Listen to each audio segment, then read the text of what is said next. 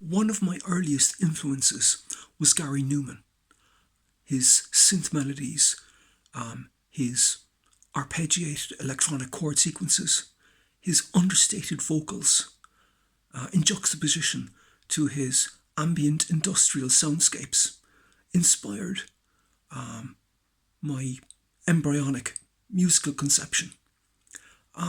When I was very young, I wanted to be a tennis player.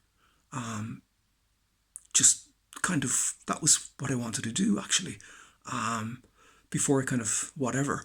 And a friend had like these rudimentary Casio keyboards, and I'd call over to him and we'd like spend kind of hours kind of picking out little melodies, and like we had no idea of harmony or anything like that. So I'd kind of play a bit of a melody, and someone would, the other guy would play a bit of bass, and then I would play some bass, and he would play a little melody kind of thing, and we had a little drum machine that we could pop on and play along with that.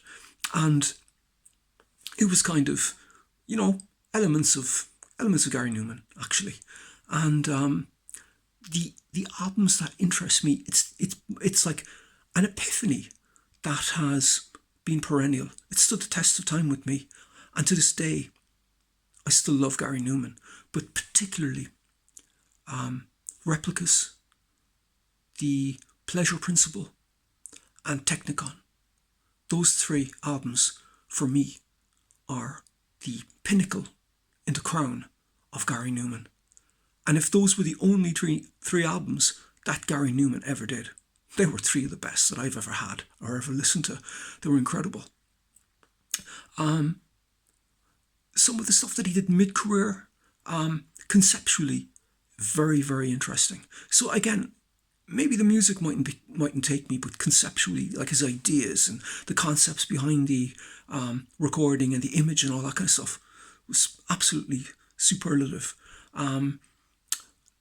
Kind of like, I know he's really, really happy with what he's doing presently, but for me, it's those like first kind of like the last Chubway Army album and the first two solo albums are just absolutely amazing. Like those like kind of Mixolydian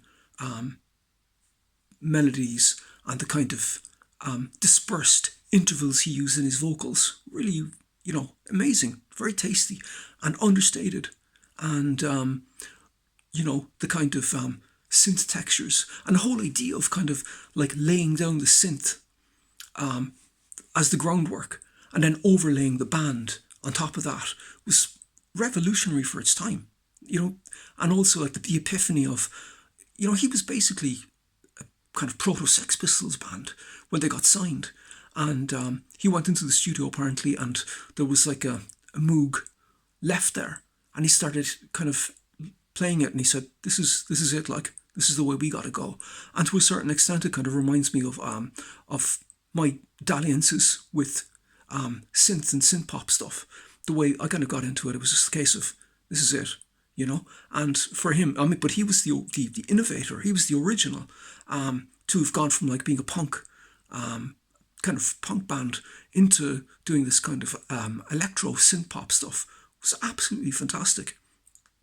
And again, I kind of like the kind of Mixolydian melodies and the kind of 5/4 chord structures and sequences and stuff, and absolutely really, really influential. And even to this day, I've got songs like "Blow It Back" and other ones like that are absolutely influenced by Numan. And there's a lot of other stuff on quite a few of my albums where I can point to you and say that's influenced by Gary Numan, and quite a few of the albums stretching back actually, and there, and even people that have influenced him, he's ended up influencing them.